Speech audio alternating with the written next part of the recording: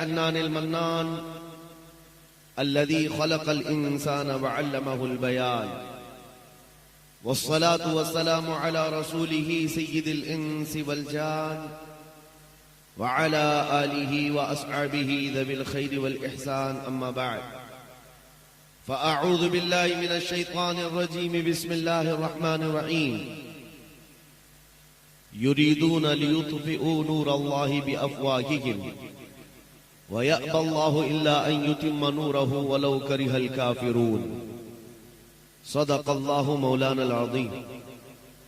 بارگاہ رسالت معاب صلی اللہ تعالی علیہ وسلم میں ایک بار درود پاک کا ہدیہ پیش کریں. اللہم صل علی سیدنا و مولانا محمد معدن الجود والکرم وآلہ واصحابہ الکرام وابنہ الکریم وبارک وسلم صلاة دائمتا سرمدا ابدا. بڑے زمانے کے بعد اڑیسہ کی سرزمین پر آنا ہوا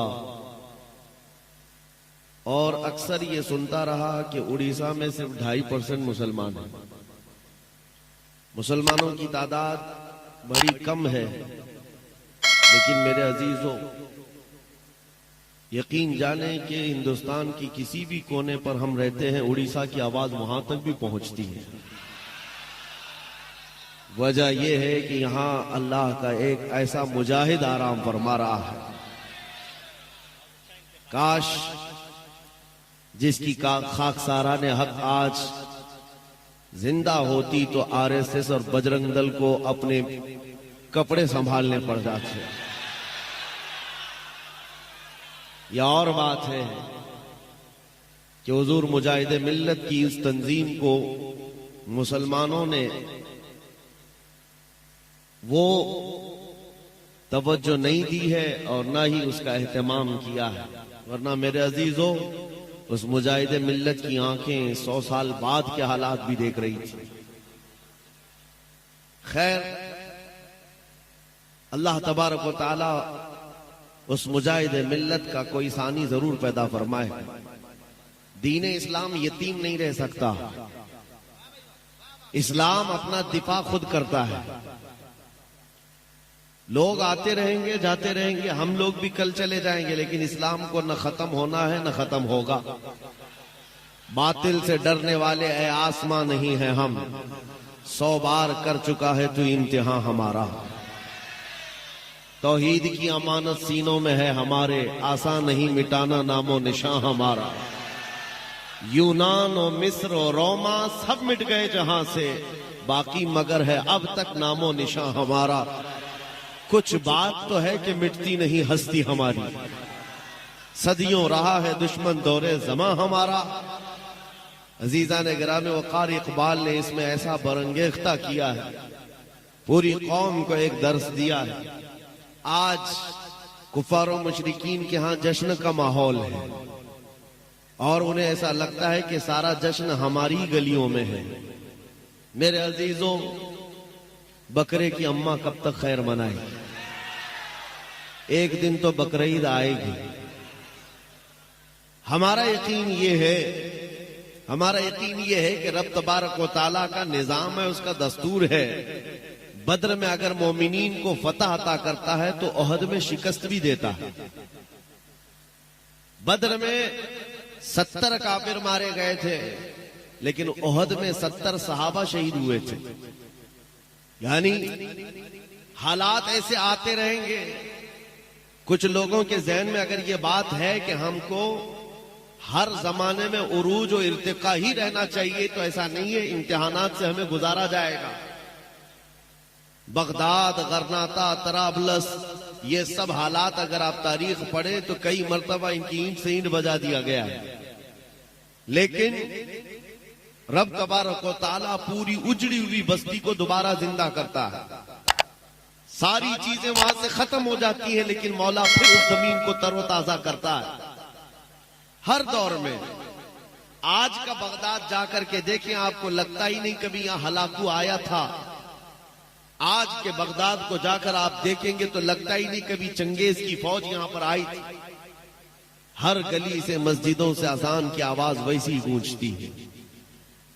ایک دور تھا کہ جہاں اذان دینے والا بغداد میں کوئی نہیں تھا.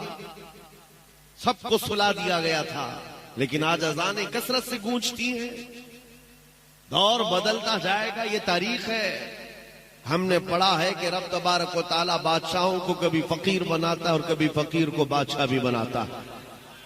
لہذا اس تمہید کے بعد یہ جو میں نے میدان بنایا، ایک جملہ عرض کرتا ہوں، علامہ توصیف رضا صاحب اس کو سنبھالیں گے، اس لیے کہ یہ بڑے جگرے والے ہیں۔ ایک بات میں کہتا ہوں، اس جملے کو یاد رکھیں، کسی مسجد میں بت کے رکھ دینے سے مسجد بت کدا کبھی نہیں بنتے۔ مسجد بت کدا کیوں؟ ایک رکھا ہے تم نے، کعبے میں تو 360 رکھے تھے، اور پھر بھی کعبہ کعبہ ہی تھا، نہ کعبے کا طواف رکا تھا نہ کعبے کا حج رکا تھا۔ ہاں بس بات اتنی ہے، 360 اندر بٹھائے گئے تھے، کعبے کو انتظار تھا تو محمد الرسول اللہ کا۔ رسول پاک صلی اللہ تعالی علیہ وسلم تشریف لائے اور اپنے پاکیزہ ہاتھوں سے کعبے کو شرک اور اس کے اندر موجود کفر کے سارے آلات سے پاک کیا۔ ہمارا یقین ہے کہ رسول اللہ کا غلام کوئی نہ کوئی آئے گا، ہمارے مجمع سے کبھی تو صلاح الدین بیدار ہوگا، اور تمہارے رکھی ہوئے آلائشوں سے پاک کر کے مسجد کو مسجد بنا کر وہیں سے آواز گونجے گی، اللہ اکبر اللہ اکبر۔ یقین ہے کہ نہیں اڑیسہ والوں کو؟ یقین ہے اپنے دین پر؟ رات چل رہی ہے نا، وقت کون سا ہے؟ رات کا وقت ہے۔ ایک بھی بندہ مجھے یہاں بتائے کہ صبح نہیں ہونے والی ہے؟ ہر ایک کو یقین ہے صبح ہوگی کہ نہیں ہوگی؟ جو رب تبارک و تعالیٰ اندھیریوں کے بعد اجالے لاتا ہے، اسی یقین کے ساتھ اس زمانے میں جیو کہ آج امت پر اگر اندھیریاں چھائی ہیں تو کل اجالا آئے گا، اور رب تبارک و تعالیٰ ان اندھیریوں سے اور لگے ہوئے گہن سے صاف فرمائے گا۔ چاند کو بھی گہن لگتا ہے نا، اور جب چاند کو گہن لگتا ہے تو اندھیرا چھاتا ہے، چاند صاف نظر نہیں آتا، لیکن وہ زیادہ دیر کا نہیں ہوتا، گہن جب چھٹ جاتا ہے چاند اپنے آب و تاب کے ساتھ پھر چمکتا ہے۔ لہذا امت مصطفیٰ کے آج حالات کو دیکھ کر کے بعض لوگ یہاں نروس ہوتے ہیں۔ اب میری ڈیوٹی اتنی ہے، جلسوں میں اس لیے جاتا ہوں، میری ڈیوٹی صرف اتنی ہے کہ آپ کو میں یہ بات بتا دوں۔ ایک ادھیکاری ہیں بیچارے، انہوں نے کہا کہ آپ بہت بھڑکاتے لوگوں، بھڑکاؤ بیان ہوتا ہے۔ مجھے بتانا میرے عزیزوں، اگر میں بھڑکایا ہوتا تو 200 جلسوں کو خطاب کر کے آ رہا، ہندوستان میں پتہ نہیں کیا سے کیا ہو جاتا۔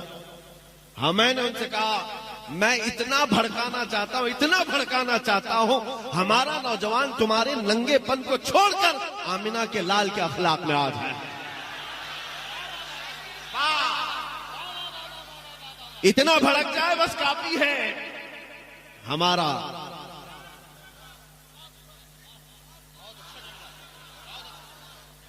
اگر اس کو بھڑکانا کہا جاتا ہے تو ہم صبح شام بھڑکائیں، صبح شام لوگوں کو یہ بات کی ترغیب دیں، آ جاؤ اس دربار میں جہاں پر کوئی آیا ہے تو صدیق بن کر نکلا ہے، جس کے قدموں سے وابستہ ہو کر خطاب کا بیٹا فاروق اعظم بنا ہو، جن کے دربار سے وابستہ ہونے کے بعد ابو طالب کے شہزادے حیدر کرار بنتے ہو، اس دربار سے کیا نہیں ملتا میرے عزیزوں، وہاں سے کیا نہیں ملتا۔ بات صرف اتنی ہے، میں صرف اور صرف میری ڈیوٹی میں بتا رہا ہوں، یہ دور ایسا ہے ابتلا و آزمائش کا، امتحانوں کا، دیکھنا ابھی کتنے اس میں سے نکلتے ہیں اور کتنے جمے رہتے ہیں۔ اللہ تبارک و تعالی امتحان دیتا ہے۔ جنگ خندق میں آپ تاریخ پڑھیں گے، یہ تیسری بڑی جنگ ہے اسلام میں۔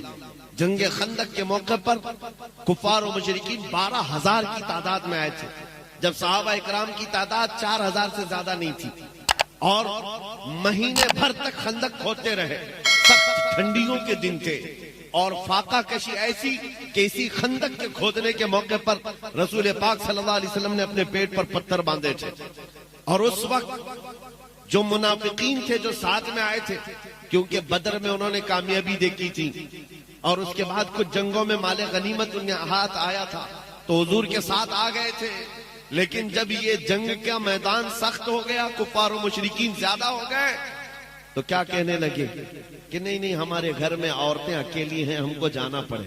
سورۃ الاحزاب میں پورا واقعہ موجود ہے. اذ یقول المنافقون، یہاں سے آیتیں شروع ہوتی، کہتے ہیں کہ ہمارے گھر میں عورتیں تنہا ہیں، ہم کو جانا پڑے گا. ایک ایک کھسکتا رہا، ایک ایک جاتا رہا، اور جو ڈٹے رہے، جو جمے رہے، وہ صحابی رسول تھے. ایسا جمے رہے. منافقین وہاں سے چھوڑ کر جانے لگے. جنگ کے حالات سخت سے سخت بنائے گئے تھے. رب تبارک و تعالیٰ فرماتا ہے هُنَالِكَ ابْتُلِيَ الْمُؤْمِنُونَ وَزُلْزِلُوا زِلْزَالًا شَدِيدًا.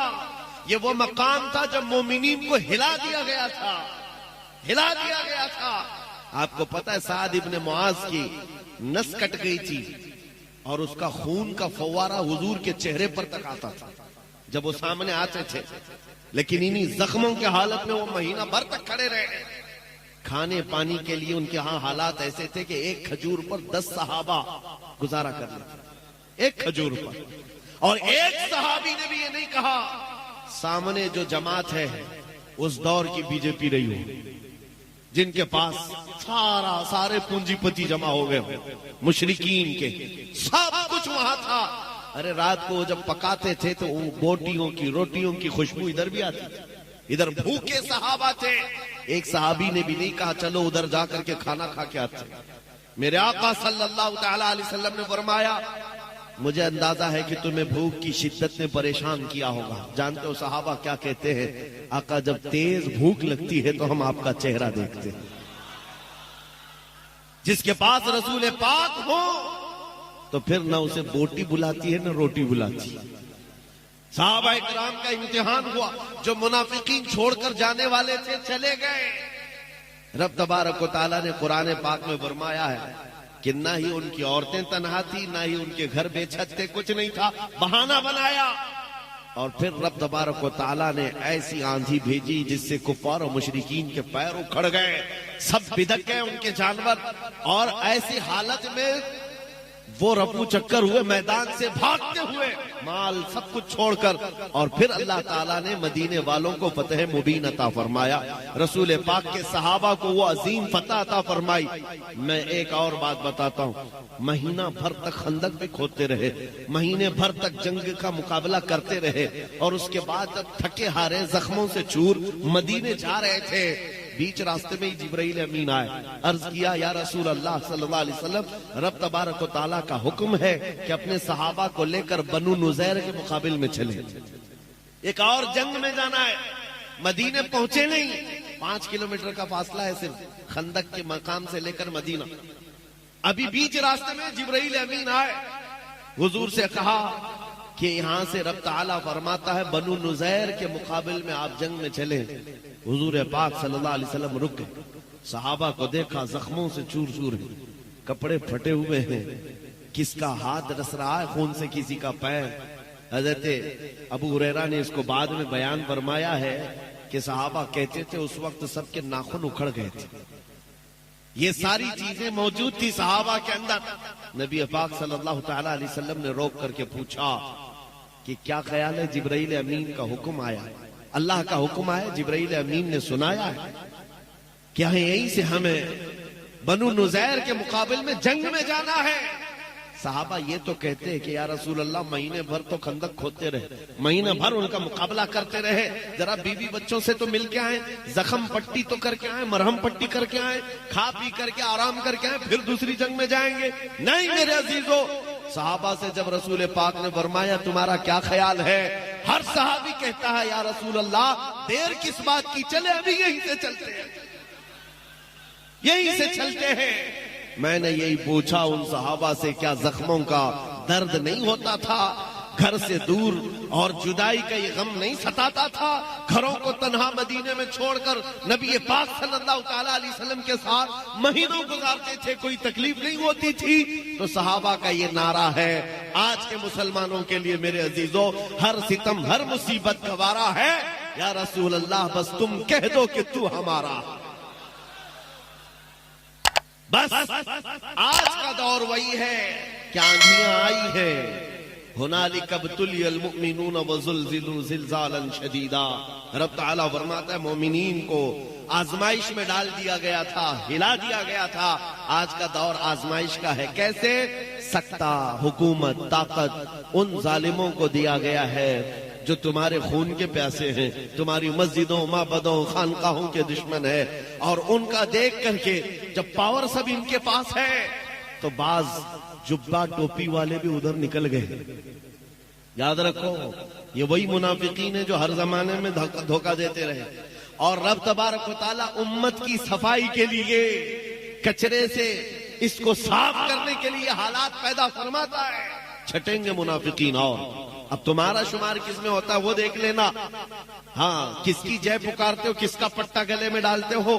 حالات ان کے ہیں، سکتا ان کی طرح ہمیں ان کے پاس جانا چاہیے. کتنے تو ایسے ہیں جو در بدلو آج ادھر سے ادھر بھاگے نکلے. کدھر جہاں پاور دیکھا وہاں بھاگتے رہے. حضرت کے وہ صوبے میں تو حال یہ ہے جس کی حکومت ہوتی ہے گاڑیوں پہ اسی کے جھنڈے لگتے ہیں. سب جگہ وہی پر چلتا رہتا ہے. ہم نے کسی سے پوچھا کہ بھائی یہ جھنڈے بھی بدل گئے، نام بھی بدل گیا، کیا بات ہے؟ کہا جس کا پاور ہے، جس کی حکومت ہے اس کے ساتھ چلنے میں فائدہ ہے. اے مسلمانوں میں کہتا ہوں دنیا نے ہمیں یہ سکھایا ہے جس کی حکومت ہوتی ہے اس کے ساتھ چلنے میں فائدہ ہے. بریلی کا تاج شریعہ کہتا ہے جہاں میں ان کی چلتی ہے وہ دم میں کیا سے کیا کر دے، زمین کو آسماں کر دے، سریا کو سرا کر دے.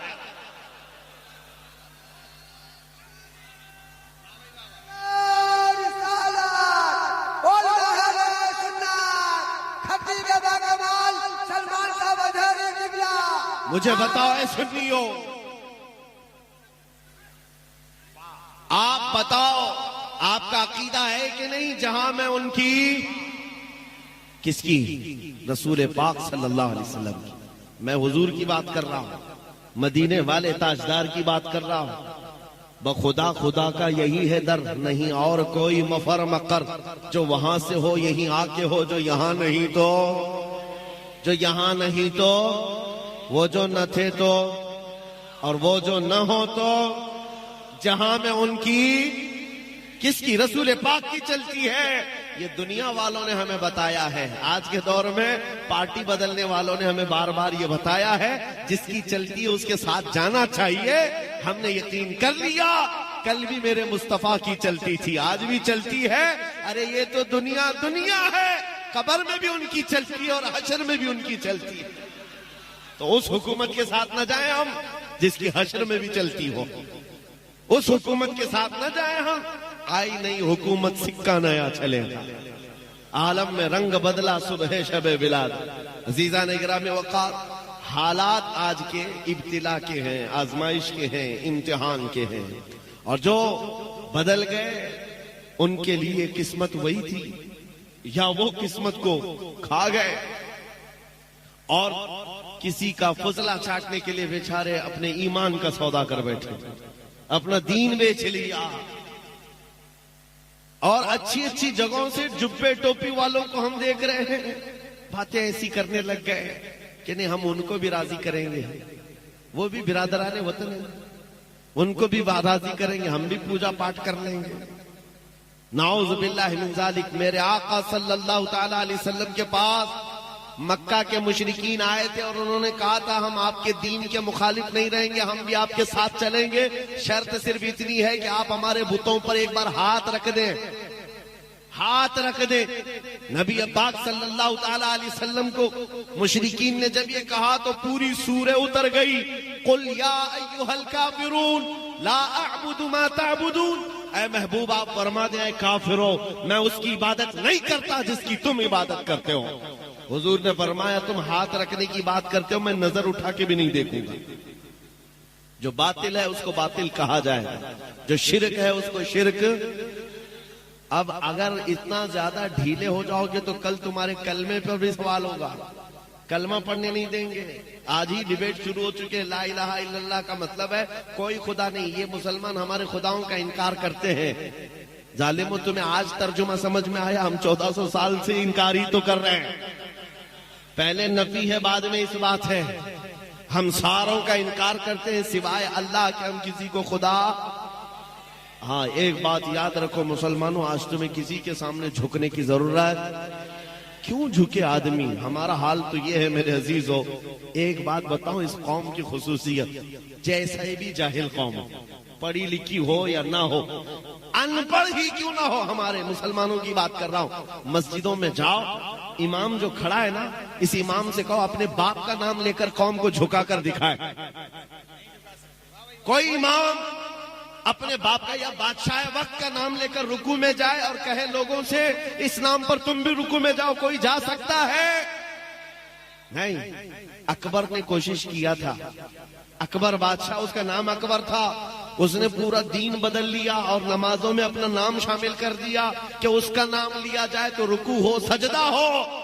اس وقت مرد قلندر مجدد الفسانی کھڑا ہوا، کہا دین ہوگا تو مصطفیٰ کا ہوگا، سر جھکے گا تو اللہ کے نام سے، بادشاہ کے نام پر نہیں جھکے گا.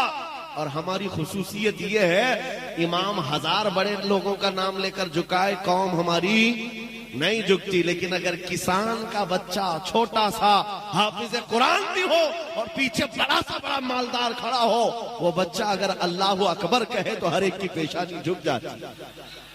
پتہ یہ چلا اس قوم کو اگر جھکایا جا سکتا ہے تو صرف ایک نام ہے، اللہ اکبر. اس کے علاوہ کسی نام سے ہم نہ جھکے تھے، نہ کبھی نہیں جھکیں گے، اسی ایک نام سے جھکتے ہیں. اور حد تو یہ ہے میرے عزیزو، ہماری خصوصیت اور ایک ہے، اسپیشیلٹی تمہاری اور ہماری. ہم جس دن پیدا ہوئے تھے اسی دن کان میں مؤذن نے کیا کہا تھا؟ بچوں کو اذان دیتے ہیں کہ نہیں کان میں؟ سب سے پہلا جملہ جب ہم دنیا میں آئے تھے مولوی صاحب نے کان میں پکار دیا تھا، اللہ ہو. کیا مطلب؟ اللہ سب سے. ہاں جس دن پیدا ہوئے اسی دن تمہیں یہ عقیدہ بھی دے دیا گیا اللہ سب سے. ہاں کوئی تختے والا کوئی حکومت والا نہیں، اللہ سب سے. اور اس کے بعد جس دن ہم مرے ہیں، جا رہے ہیں، ہم کو ہمارے جنازے میں کفنا کر لا کر رکھتے ہیں، امام ہمارے جنازے پر ہاتھ اٹھا کر تکبیر باندھتا ہے، کیا کہتا ہے؟ اللہ ہو. وہاں پر بھی یہی ہے، جا رہے ہو دنیا سے یہی کہتے ہوئے جاؤ اللہ سب سے. آئے تھے اللہ کو بڑا کہتے ہوئے، جا رہے اللہ کو بڑا کہتے ہوئے. یہ صرف اور صرف تمہاری اسپیشلٹی ہے، یہ صرف تمہاری خصوصیت ہے. اسی لیے اے مسلمانوں، حالات کو دیکھ کر گھبرا مت جانا. ہمارا عقیدہ ہے اللہ سب سے بڑا ہے، اور قرآن میں رب تعالیٰ فرماتا ہے لا تحزن ان اللہ معنا. رسول اللہ نے صدیق اکبر کو یہ تلقین کیا تھا جب غار ثور میں تھے، کفار پورے کے پورے جبل ثور پر چڑھ گئے تھے، قریب تھا کہ وہ پیر اٹھاتے تو رسول اللہ اور صدیق اکبر نظر آ جاتے. حضرت ابو بکر صدیق کا دل ہل رہا تھا، اب کیا ہوگا؟ سارے مشرکین آ گئے، پکڑیں گے رسول اللہ کو ایذا نہ دیں. تب نبی پاک کا یقین دیکھو، حضرت صدیق اکبر کے سینے پر ہاتھ مارا اور کہا لا تحزن ان اللہ معنا. گھبرا مت، اللہ ہمارے ساتھ ہے، اللہ ہمارے. جواب دو میرے عزیزو، اللہ ہمارے ساتھ ہے یا نہیں؟ ہاں ایک بات اور بھی بتا دوں، حضرت جو فرما رہے تھے اور ناظم اجلاس نے جو کہا میرے متعلق ان کا حسن ظن ہے، اللہ ان کو اس کا جزا عطا کرے. لیکن انہوں نے جو کہا کہ ہم جواب دیتے رہتے ہیں، میرے عزیزو یہ سنت مصطفیٰ ہے. خاموش رہنا اور روٹیاں چباتے رہنا اس دور میں، اور وہ بھی کوئی عالم ہو تو اس کو گونگا شیطان کہا گیا ہے.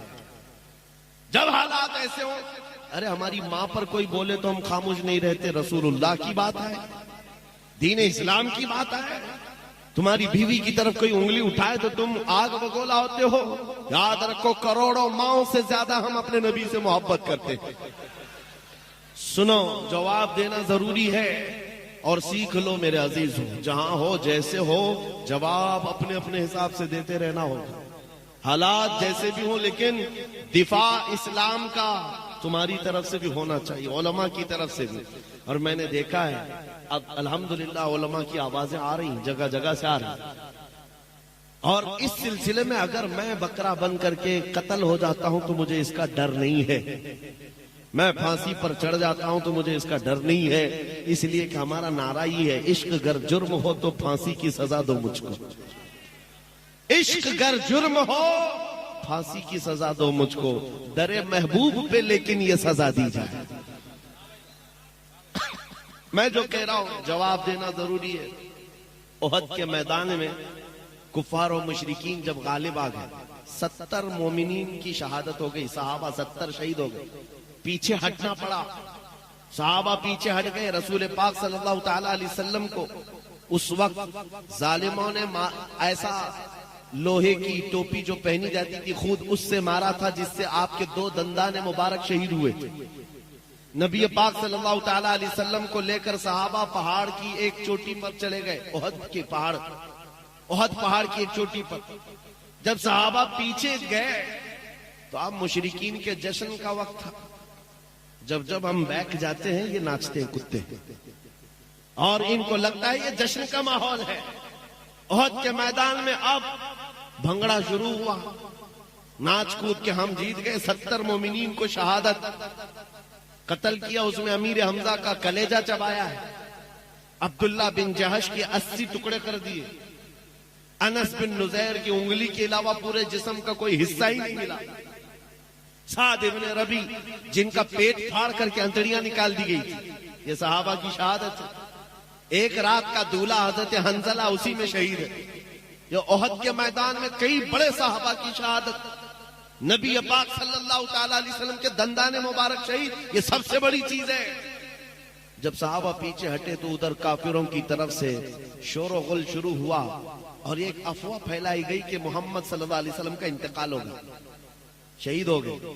ابو سفیان اس طرف سے آیا، کافروں کی طرف سے اعلان کرنے لگا، کہاں ہے محمد، کہاں ہے ابو بکر، کہاں ہے عمر، سب ختم ہو گئے۔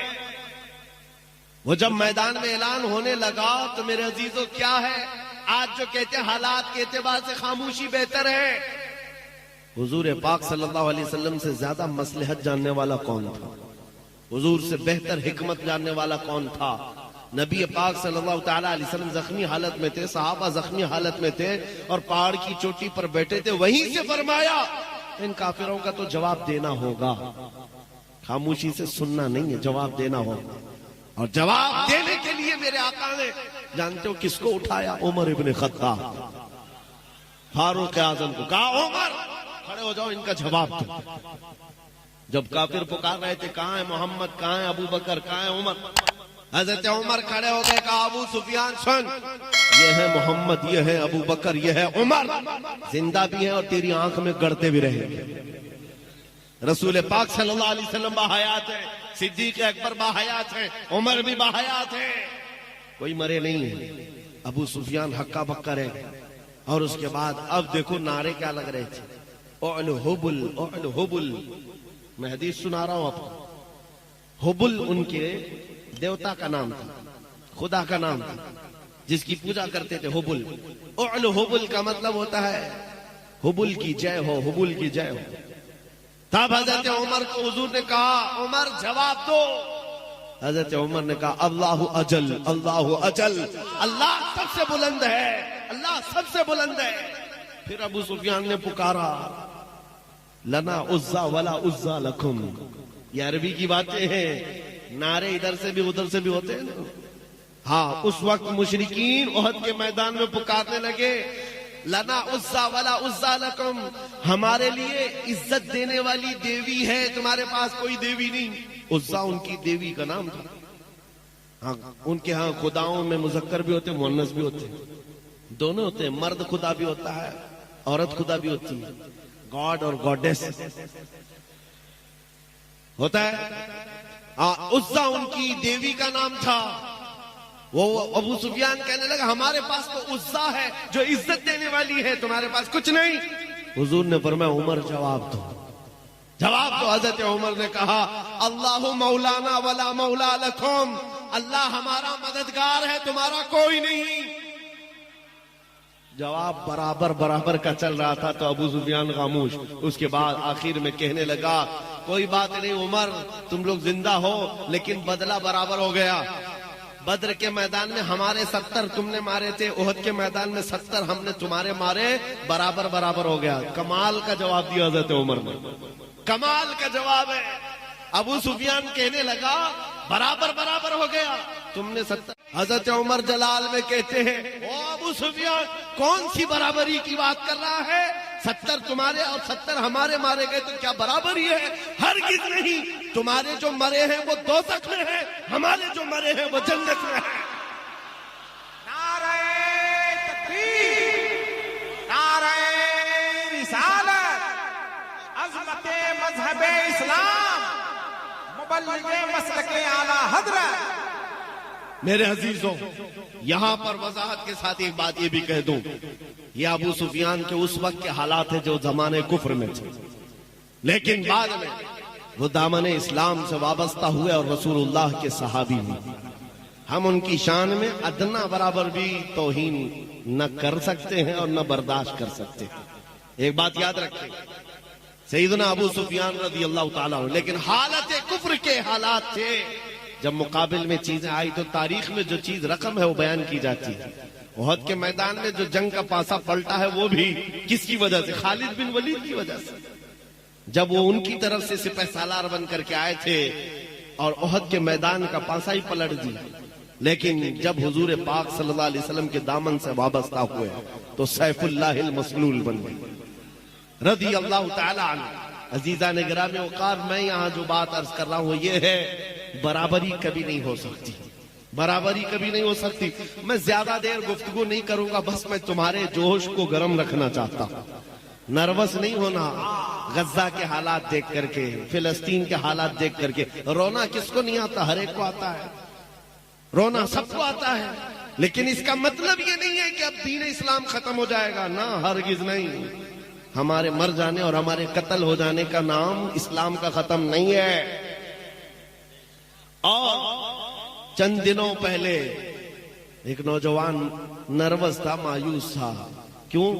سوشل میڈیا پر کتوں نے ان کو میسج کرنا شروع کر دیا ادھر سے ادھر، یہ دیکھو یہاں تمہارے اتنے مارے جاتے ہیں، تمہارے اتنے مارے جاتے ہیں، تمہارے ساتھ بھی اگر ایسا ہوتا ہے تو کیا جواب دو گے؟ سنو، کیا جواب دو گے؟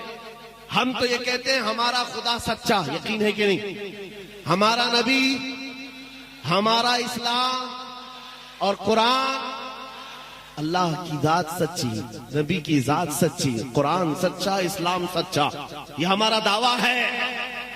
تب ان ظالموں کی طرف سے یہ بات آتی ہے کہ تمہارا جب سب ٹھیک ہے، سب اچھا، سب سچا، تو سب سے زیادہ تمہارے کیوں مارے جاتے ہیں؟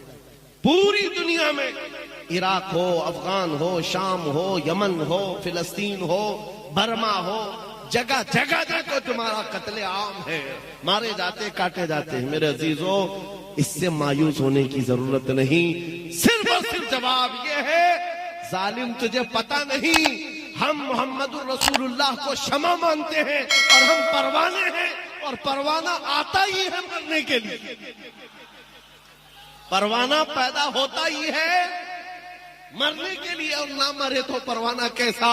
تو شمع رسالت ہے، عالم تیرا پروانہ، تو ماہ نبوت ہے، اے جلوے جانانا۔ رسول پاک صلی اللہ تعالی علیہ وسلم کی ذات کو ہم شمع تسلیم کرتے ہیں۔ میرے عزیزوں، کبھی دیکھا ہے پتنگوں کو وہ شمع کے ارد گرد جو گھومتے ہیں؟ ارے پوری روشنی کے ارد گرد گھوم گھوم کر کے وہ جان دے کر چلا جاتا ہے پروانہ، پروانہ وہاں جان دیتا ہے، اور اس وقت تک روشنی کے پاس سے ہٹتا نہیں جب تک جان جاتی نہیں ہے۔ اور یہ پروانے ہیں پوری کائنات میں جو مارے جا رہے ہیں، کس کے نام پر مارے جا رہے ہیں؟ نبی کے نام پر۔ اور ہم اس بات کو حادثہ نہیں سمجھتے، یہ تو ہمارے لیے انعام ہے۔ حضور پاک صلی اللہ علیہ وسلم کے صحابہ نے ہمیں یہ سکھایا ہے، صحابہ نے ہمیں یہ سکھایا ہے کہ وہ خاتون مدینے کی احد کے میدان میں جس کے 4 رشتہ دار مارے گئے تھے، بیٹا بھی، بھائی بھی، باپ بھی، شوہر بھی، اس خاتون کو جب کہا گیا تمہارا بیٹا بھی قتل ہو گیا، تمہارا بھائی بھی، تمہارا باپ بھی، تمہارا شوہر بھی، وہ خاتون کیا کہتی ہے؟ لوگوں بتاؤ اللہ کے نبی سلامت ہیں کہ نہیں؟ آمنہ کے لال سلامت ہیں یا نہیں؟ اور جب کہا گیا نہیں وہ سلامت ہے تو وہ کہتی بھی تھی دکھاؤ مجھے، میں دیکھنا چاہتی ہوں، اپنے بیٹے کی لاش نہیں، پہلے رسول اللہ کو دیکھنا چاہتی ہوں۔ اور جب دیکھا آنچل سامنے پھیلا کر کہتی ہے میرا چاند سلامت تو پوری کائنات سلامت. یا رسول اللہ کل مصیبت بعدک جلل، اے اللہ کے نبی اگر آپ ہیں تو پھر ہر مصیبت چھوٹی ہے، ہر مصیبت چھوٹی ہے. یہ صحابہ نے ہمیں سکھایا. موت اگر حضور پاک کے نام پر آتی ہے تو یہ ہمارے لیے حادثہ نہیں ہے، ہمارے لیے تحفہ ہے. یہ تحفہ ہے. خوش نصیبوں کو حضور پاک کی خدمت اور وفاداری میں چن لیا جاتا ہے. عزیزان گرامی وقار، ایک خاتون مدینے کی ایسی آئی تھی میدان احد میں ہی، جب اس کے جوان بیٹے کی لاش میدان میں ہے، آ کر کے وہ اپنے بیٹے کو دیکھنے سے پہلے حضور سے اجازت لیتی ہے. آقا میں اپنے جوان بیٹے کی لاش دیکھنا چاہتی ہوں، اجازت ہے؟ حضور نے فرمایا جاؤ دیکھ سکتی ہوں. جب وہ آئی تو جانتے ہو کیا کر رہی تھی؟ کمال کی عورتیں تھی مدینے کی، کمال کی عورتیں. آ کر اپنے بیٹے کو دیکھا، رونا دھونا نوحہ ماتم نہیں.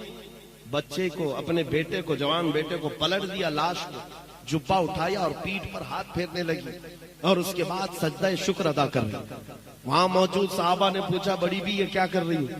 وہ خاتون کیا کہتی ہے، سن بیٹا جب یہ میرا لال گھر سے نکل رہا تھا میں نے اس کو ایک وصیت کی تھی کہ بیٹا اگر نبی پاک پر حالات سخت ہو گئے، دشمن غالب آنے لگے، پیٹ پھیر کر کے بھاگنا مت میدان سے، اور اگر بھاگتے ہوئے مارا گیا میں اپنا دودھ معاف نہیں کروں گی. یہ ماں نے کہا تھا، میں نے اپنے لال سے کہا تھا بیٹا دودھ معاف نہیں کروں گی، اور میں نے گھر میں سنا کہ حالات میدان میں سخت ہو گئے تھے، دشمن غالب آ گئے تھے، تو میرا دل ہچکولے کھانے لگا کہیں میرا بیٹا میدان چھوڑ کر بھاگا تو نہیں، حضور پاک صلی اللہ علیہ وسلم کی وفاداری سے بھاگ تو نہیں گیا. بعد میں پتا چلا نہیں میرا بیٹا بھی شہید ہو گیا. پھر بھی دل گھبرا رہا تھا کہ کہیں بھاگتے ہوئے تو نہیں مارا گیا ہے، بھاگتے ہوئے تو نہیں مارا گیا ہے.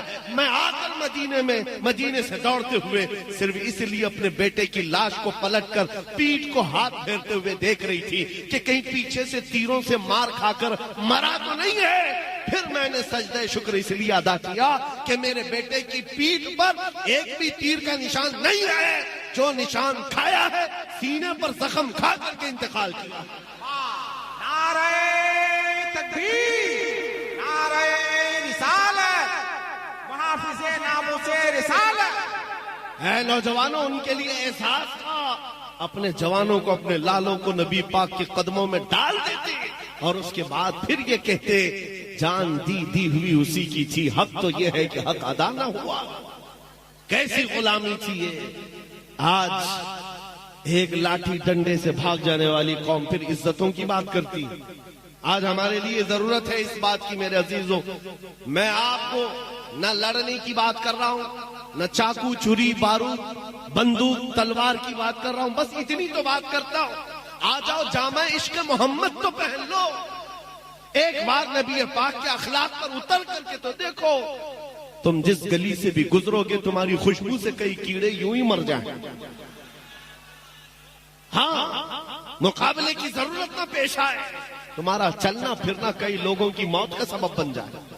دشمنوں کو انگلی اٹھانے تو دور کی بات ہے، نظر اٹھا کر دیکھنے کی ہمت نہ ہو.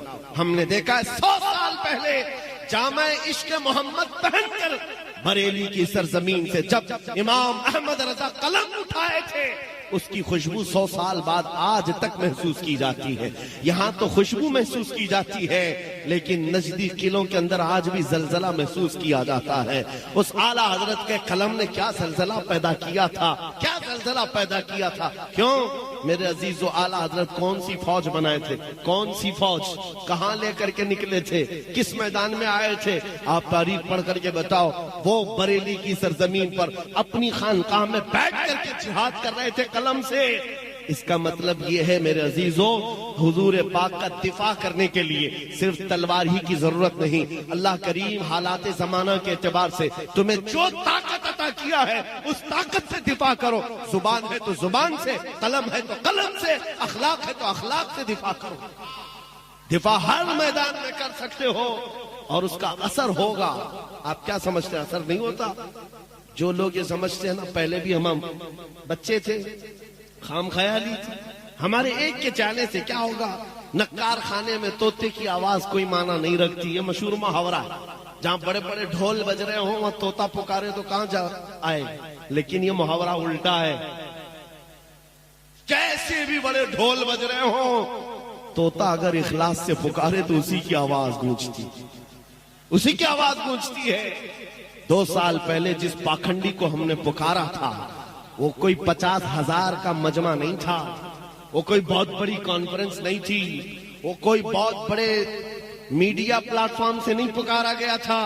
ایک مسجد تھی, سامنے 50 لوگ بیٹھے ہوں, لیکن درد کے ساتھ جب پکارا سٹیک نشانہ سیدھے اسی کتے تک پہنچا.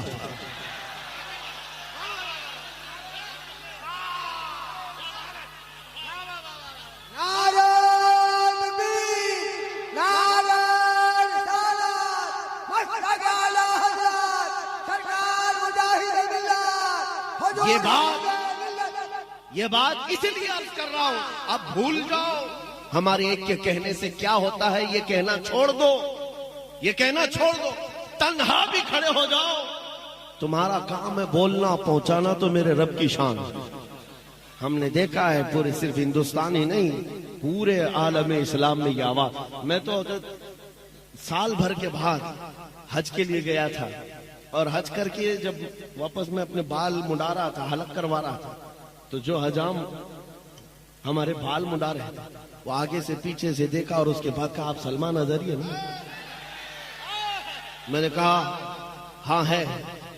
تو سامنے کھڑے ہو کے کہا, وہ دن کیسے تھے, ہم رات بھر مکہ میں رہ کر سوتے نہیں تھے کہ صبح آپ کا کون سا پیغام آنے والا ہے, ہم دیکھ رہے تھے. اس کے بعد ایک واقعہ یہ, میں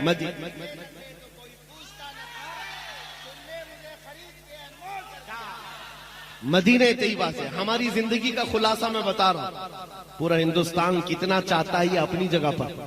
مدینہ طیبہ میں حاضری دے کر باہر نکل رہا تھا. صفائی کرنے والے وہ ہمارے ملک سے ہوں گے یا پاکستان سے ہوں گے, ڈریس پہنے رہتے ہیں, اور وہاں پر بھی وہ لال دوپٹے والوں کی ان کی نظر زیادہ ہوتی, بچتے بچاتے.